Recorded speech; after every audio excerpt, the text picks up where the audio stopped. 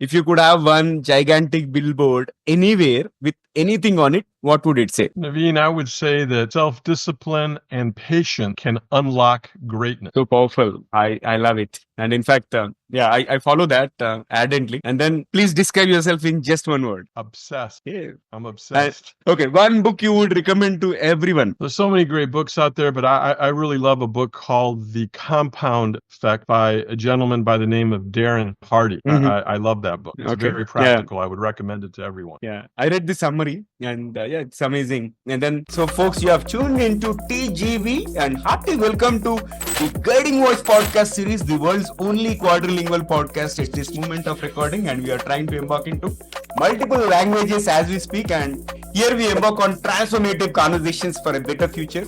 And we want to simplify and amplify your journey to success. I'm your host, Naveen Samala, dedicated to making the world a better place by bringing you wisdom through valuable discussions with experts designed to simplify and amplify your success. And thank you so much for tuning in.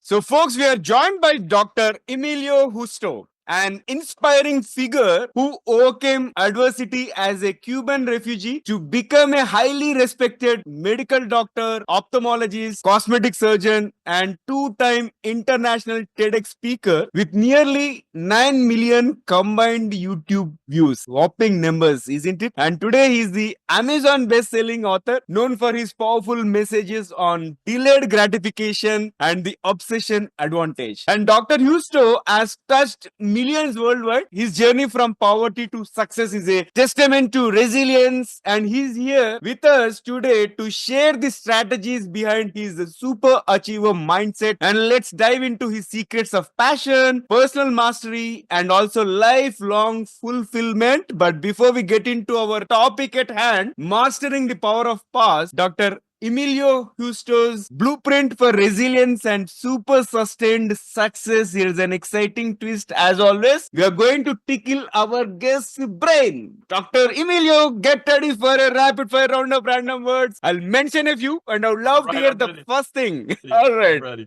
Superb. And here comes my first word, curiosity. Lifelong learning and exploration. Hey, wonderful. Invention. Say creative problem solving with endless opportunities. Wow, I love it. I think it covered everything. All right. Next word is future. I would say legacy building and a long-term vision. Universe. Endless discovery with unlimited potential. Awesome. And then leadership. Purposeful, inspiring guidance. Role model. I would say exemplary behavior with integrity and ethics. Success. I would say, Naveen, purpose-driven achievement, focusing on the journey rather than the destination. Wow. That resonates my journey of the Guiding Voice podcast, and I keep telling the same thing, and I love it. Resilience. Strength through adversity. Discipline. Focus, commitment with consistent effort. Obsession. One of my favorites. Passionate, relentless focus and determination. And here comes my favorite word, passion. A purposeful drive with an inner energizing fire. Wonderful. Each response is like a micro master class to me. Thank you so much.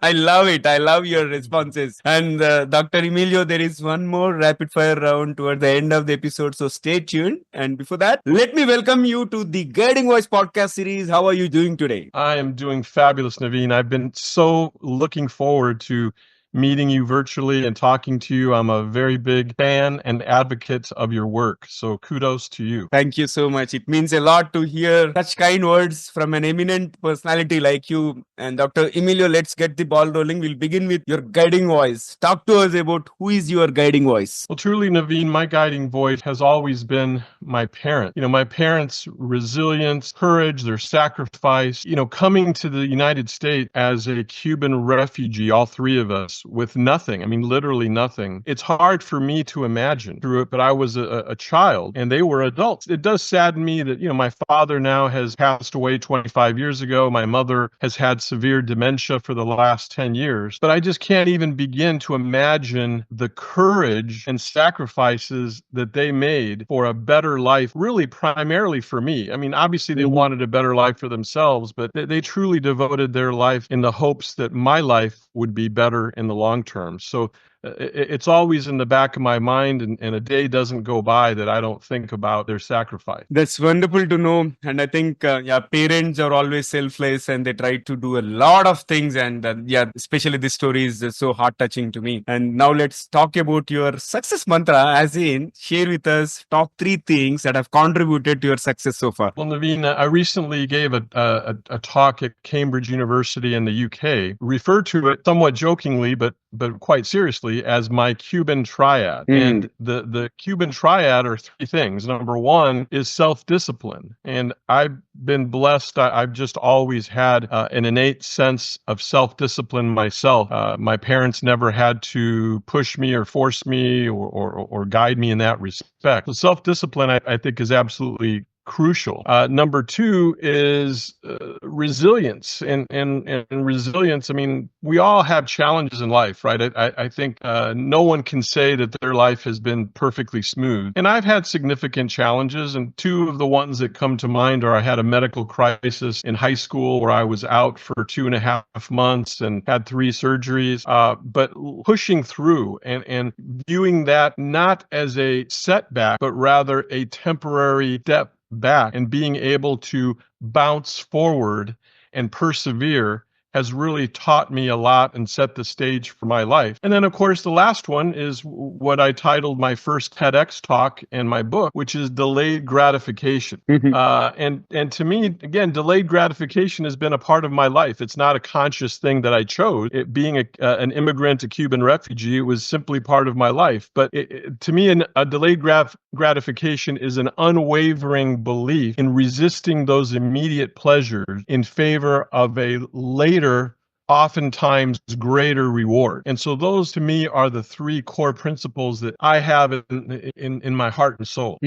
Superb. I love it. Most importantly, delayed gratification is something which is so intriguing because we are in a generation where instant gratification has become norm, right? And people rarely wait for good things, right? They want instant thing, instant money, instant fame, instant success and all. So actually that is one reason why I wanted you to be on the show and talk about it further. All right, so let's move to the next one. Before talking more about delayed gratification, I would like to understand more about your journey from a Cuban refugee to medical director, right? This is an incredible journey. It is not an easy thing, right? So I would like to understand what core values helped you navigate the challenges of poverty and also discrimination, because especially when you enter a country as a refugee, right? Probably the perception would be a little different as far as I know. But what happened in your case and what core values helped? Yeah, great question, Abhin. And, I go back to start talking about the resilience, because resilience really allowed me to turn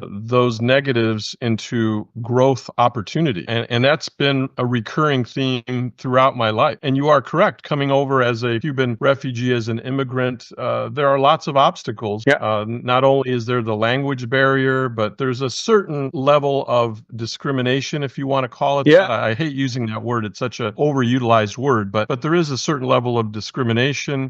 We essentially had a certain degree of poverty because we came over just with the clothes on our back. We had no material wealth. But in addition to resilience, Naveen, I think 2 other core principles that have helped my journey is number 1, having a sense of gratitude.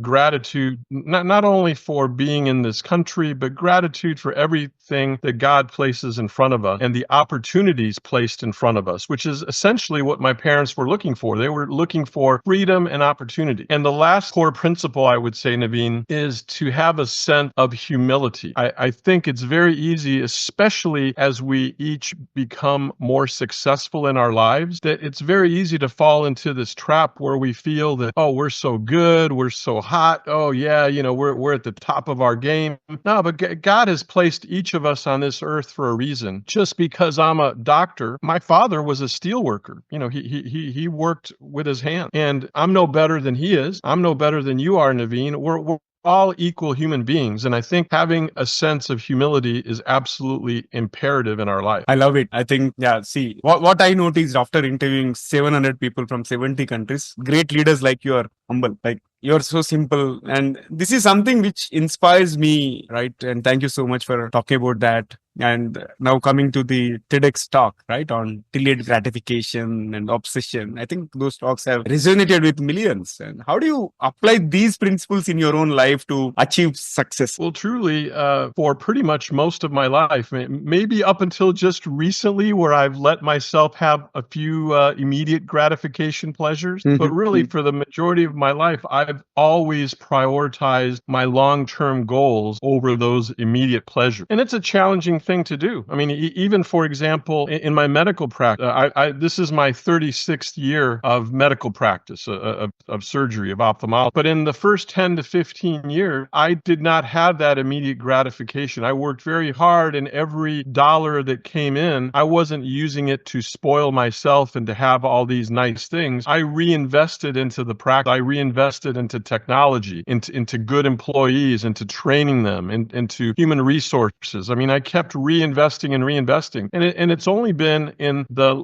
second half of my professional career that I've seen the dividends of using that delayed gratification. So really every decision that I have made, every major decision that I have made throughout my life, I've looked at through the lens of that Cuban Triad, of the self-discipline, of the resilience, and of the delayed gratification. I love it. Let's move to the next one. Again, this world is filled with the distractions, right? Be it digital devices or social media platforms, OTT platforms. There are so many things, okay, which are continuously seeking our attention, right? And in this world, okay, which is full of distractions, how can people develop the discipline needed for delayed gratification, especially for younger generation folks, right? What would be your message? Well, I think first start with smaller, achievable goals. And as one hits those goals, celebrate them. Celebrate those milestones. When you celebrate those small goals, it then will give positive feedback and positive energy to achieving the higher goal. Once you become accustomed to setting the goals and achieving them, then I think it's time to really set the high, lofty goals. And I think one of the mistakes that we all make, including myself early on,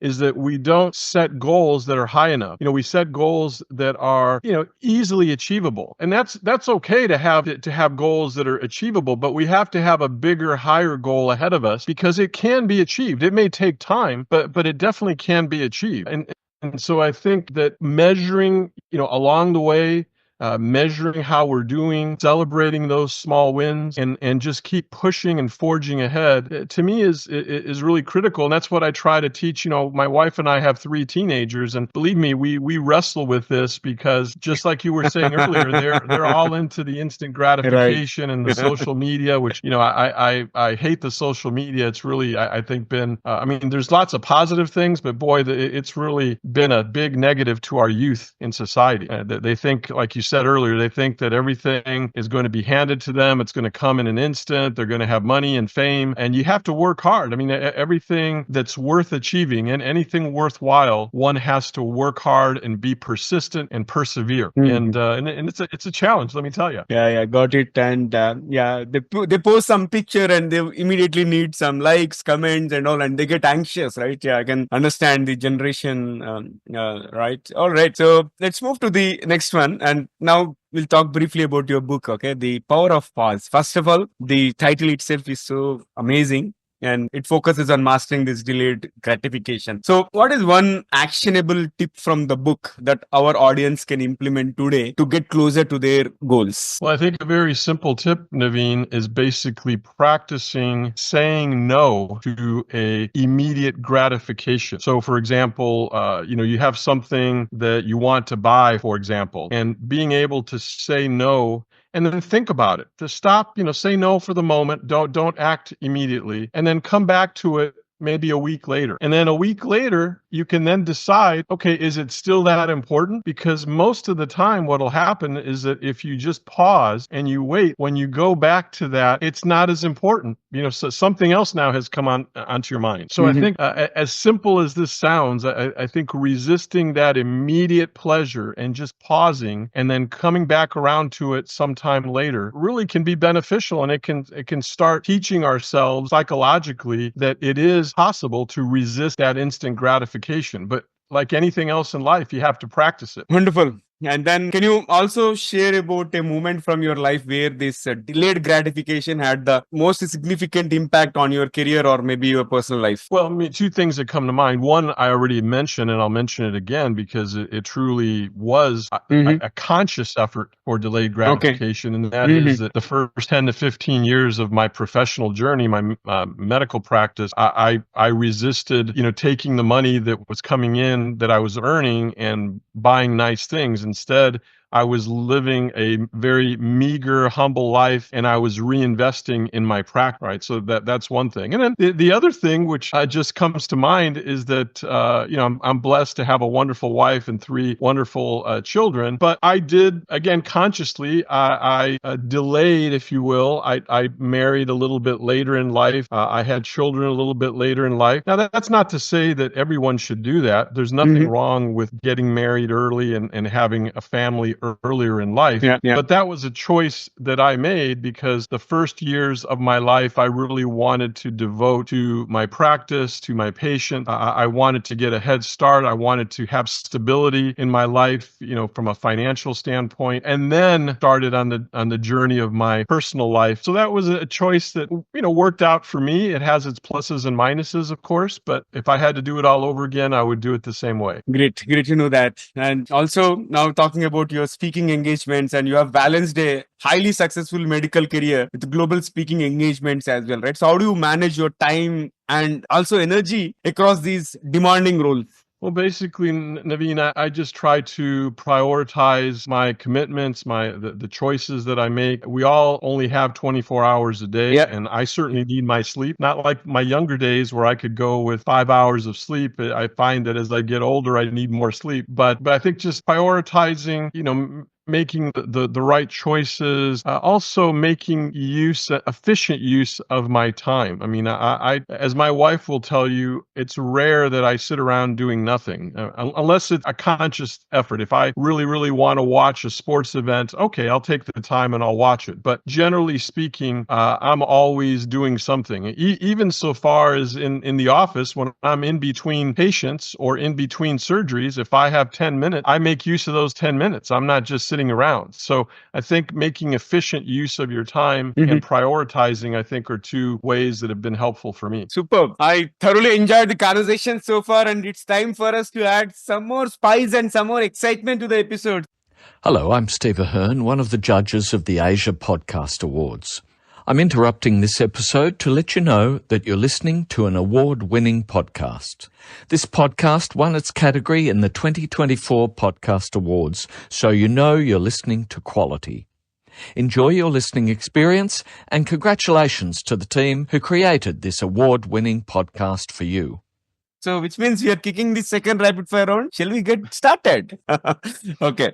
All right, I'll take that as yes and shoot my first bullet. If you could have one gigantic billboard anywhere with anything on it, what would it say? Naveen, I would say that self-discipline and patience can unlock greatness. So powerful. I love it. And in fact, I follow that ardently. And then please describe yourself in just one word. Obsessed. Yeah. I'm obsessed. Okay, one book you would recommend to everyone. There's so many great books out there, but I really love a book called The Compound Effect TEDx by a gentleman by the name of Darren Hardy. I love that book. It's very practical. I would recommend it to everyone. Yeah, I read the summary and it's amazing. And then a skill you believe every person should master. Patient. We're in a world that's rush. I think we all need to exercise patience in every aspect of our life. And what is your favorite TEDx talk besides your own? There's one, the Tim Urban, about the life of a procrastinator. I'm trying to remember the exact title, but it's interesting because I think we all can appreciate it because we've all procrastinated. Yeah. But it's filled with humor. I mean, so it's really just super enjoyable. So I think it's like the life of a master procrastinator, something of that effect by Tim Urban. I'll check it out. And one word that describes your life journey. Perseverance. I think you have tons of patience as well as perseverance. Both I can see that. And here comes the last bullet. What is one electronic gadget or a fantasy gadget that you'd like to see or invent yourself? Well, if I could look into the future, I would love to have some sort of portable memory-catching eyeglasses that would capture all of life's beautiful moments so that I could remember them at the snap of a finger. Love the idea. In fact, I think that's a great startup idea as well. Wonderful. I loved all your responses again. And let's flip back to the mainstream. And here comes my last question. Like, how has embracing failure and viewing it as part of your journey shaped your achievements over the past 5 decades? I think embracing failure is critical and key in our lives. And I try to tell our children this as well. I think that having failures is actually a good thing because it teaches us the power of being resilient, of persevering, of being able to achieve, and of learning. So every time we have a failure, it's imperative that we learn something from it, right? So embracing failure, I think, is a positive. You know, we should look at it from a positive connotation, just like obsession, right? When I did my second TEDx talk on obsession, unleashing the drive within, the unprecedented power of obsession. And sometimes we think of failure and we think of obsession in a negative connotation. And in reality, we need to flip that paradigm. And the paradigm should be one of positivity, both in terms of obsession and in terms of embracing failure. So I think it's that if you can actually have a failure almost every day of your life and learn something from it, that's great. You'll be so further ahead, exponentially in the, days, weeks, months, and years ahead. The more failures that we have, the more we learn. So I'm convinced of that. And believe me, I've had many failures, both personally and professionally. I mean, we could do a whole podcast just on the long list of failures that I've had. No, that is great actually, because what people see is only the success part, but to get there, like we come across certain potholes in our journey and it is not easy to get there, right? And I'll tell you, like in 2022, I wrote a blog, which is about the year-end blog kind of thing, wherein I listed down all the failures first and then I spoke about the success part, right? Because even when it comes to the guiding voice journey, I keep sharing everything that is happening on social media every week, whom I interviewed, because I have a big vision for this podcast. It has to be in the global top 0.01%. And to get there, I've been getting in touch with eminent personalities like you, and I started sharing. In some cases, I get rejections if I approach somebody who is at one of the top 10 speakers in the across the globe. So as and when I started sharing, people are taking seriously now. Okay, yes, I think this guy is here to do something. So my thing is like, why should somebody know about me after I am highly successful? Let them experience my journey while I'm building this, right? So I loved, I think, your perspective on failure, and failure also makes us better, right? We can do the next time by retrospecting and understanding, okay, what can be done differently. So love it. And I thoroughly enjoyed talking to you, Dr. Emilio, and it was such a pleasure hosting you. And how is your experience being hosted on TGV? I mean, it's been a wonderful experience. I mean, it's been so invigorating, and you ask such challenging and thought-provoking questions. I mean, I've been on many, many podcasts, and it's rare to have someone really be as insightful and analytical and thought-provoking as you have been. So I really appreciate that about you, and thank you so much for the opportunity. Thank you, Naveen. Thank you so much. So I try to blend everything thinking in terms of what the best we can extract from the speaker. So that speaker should also feel, okay, this is unique in the terms of, okay, this is not a repetition of what it was covered in the previous talk. And at the same time, one thing what I keep in mind while curating these questions are like, as and when people start listening or tuning into this episode, right, they should be more wiser, okay, from the time they start listening till the time the episode is over, and they should take one or two actions. That is my whole intent in terms of doing this. And thank you for noticing it, and thank you for all the great words as well. And it was again pleasure, as I said, and I look forward to hosting you again in future. Thank you, Naveen. I appreciate you. All right, thank you so much. All right, so friends, that was our episode with Dr. Emilio Husto. Before we jump into the fun trivia section, we have a quick request. If you have loved the conversation and found it useful, please share with at least 3 of your friends or colleagues who would also like TGV, the guiding voice. So spread the knowledge and help others grow just like you have been growing. Now it's time for us to cruise into the trivia segment, having an amazing conversation around delayed gratification. I thought I would present you few lesser known facts about the concept of delayed gratification. And in fact, it has roots in various historical, psychological, and also philosophical context. So first, let us talk about the philosophical origins. You know, the idea of delaying gratification has ancient roots in Stoic philosophy, where thinkers like Epictetus and Seneca emphasized the importance of self-control and the ability to resist immediate pleasures to achieve long-term goals. And they believe that true happiness and fulfillment come from mastering one's desires rather than by being controlled by them. Next, let's talk about the religious teachings, right? You know, many religious traditions like Buddhism, Christianity, and Islam have long preached the value of patience and self-discipline, teaching followers to sacrifice short-term pleasures for spiritual and moral rewards. For instance, fasting and other acts of self-denial are meant to cultivate inner strength and focus on higher purposes. All right. And third is my favorite topic, which is the Stanford Marshmallow experiment in 1970s. I think this experiment video is almost played in most of the training videos, and that is how I came across it in one of the leadership trainings that I attended at GE. You know, the modern psychological understanding of delayed gratification was significantly shaped by the famous Stanford Marshmallow experiment conducted by Walter Mischel. And in this study, children were given a choice between 1 marshmallow immediately or 2 marshmallows if they waited 15 minutes. The study found that the ability to delay gratification was linked to better life outcomes, including academic success, emotional regulation, and overall health. So folks, that's it from my side from the trivia perspective, but I have a question to you all. Like, what is one thing that you have achieved by delaying the gratification, and what process have you followed to control that particular temptation? All right, so I would love to learn from you. If you're watching this episode on YouTube, you can comment there, or if you found it on audio platforms or some social media platforms, you can comment there as well. So thank you so much. That's it for today. And thank you for once again for being part of our awesome TGV family. So folks, until next time, take care, stay inspired, and remember, the best is yet to come. Goodbye for now. See you all in the next episode with another amazing guest. Take care. Love you all. See you on the next episode with another amazing guest. Bye-bye.